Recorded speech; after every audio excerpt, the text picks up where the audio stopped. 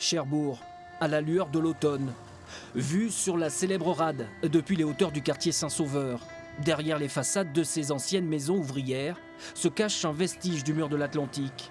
Au bout du jardin d'une propriété privée. C'est là, à l'unique entrée de ce site fermé pour des raisons de sécurité, que Stéphane Lamache nous a donné rendez-vous pour une descente vertigineuse dans les entrailles d'une ancienne carrière de schiste. Les portes du temps s'ouvrent comme pour mieux nous replonger 74 ans en arrière, au cœur de l'histoire de l'occupation de Cherbourg. Stéphane, pouvez-vous nous expliquer où est-ce qu'on se trouve là ? Alors on se trouve à 10 mètres sous la terre. On se trouve à l'entrée d'un réseau qui a été construit, qui a été réalisé par les Allemands pendant la Seconde Guerre mondiale, sous Cherbourg. Et c'est la Kriegsmarine qui a entrepris à l'automne 1943 de donc construire ces 4 galeries qui sont parallèles les unes aux autres. Bien qu'inachevé, en raison du débarquement, un incroyable réseau souterrain en béton armé et en briques se dévoile à nous, en dépit de l'obscurité.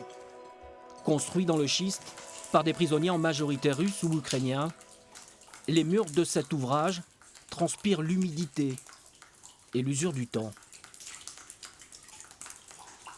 3 galeries, en fin de compte, sont cloisonnées par ces box, alors qui peuvent effectivement servir à accueillir la machinerie permettant l'alimentation d'électricité du complexe, soit des box pour le cantonnement de la troupe, mais aussi pour stocker des matériels, pour aussi accueillir l'infirmerie, la pharmacie, le bloc sanitaire.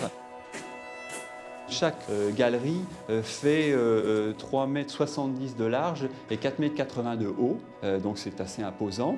La plus longue galerie fait 105 mètres de long, les 3 autres font 85 mètres de long. Un tunnel relie l'ouvrage fortifié à la Villa Maurice, lieu de résidence du contre-amiral Walter Hennecke, situé à une centaine de mètres de là, rue Saint-Sauveur. Le commandant en chef des forces navales en Normandie tient en effet à se protéger des bombardements alliés. Cette zone de repli lui sauvera finalement la vie, puisque dans les dernières heures de la bataille de Cherbourg, c'est là, dans sa tanière du quartier Saint-Sauveur, qu'Hennecke finira par se rendre, en compagnie d'un certain commandant, von Schlieben. Lorsque Cherbourg est complètement encerclé, le 21 juin 1944, le lieutenant-général Karl Wilhelm von Schlieben, qui commande donc la 709e division d'infanterie et qui devient le commandant de la Festung Cherbourg, la forteresse Cherbourg, décide d'implanter son PC donc, au sein de ces galeries, sous la terre. Il est protégé des attaques aériennes. Et c'est là qu'il va se rendre le 26 juin 1944, lorsque le 39e régiment d'infanterie de la 9e division donc, se présente aux portes de ces souterrains. Il se rend vers 14 h avec 800 officiers et hommes de troupes et beaucoup de blessés aussi. Le contre-amiral Hennecke, casquette vissée et tête basse, séparé par un GIS du commandant von Schlieben, droit sous son casque. L'image d'une reddition allemande immortalisée un 26 juin 1944 au pied de la carrière Saint-Sauveur. La même où 73 années plus tard, l'histoire d'un quartier de Cherbourg, à l'heure de la libération, refait surface.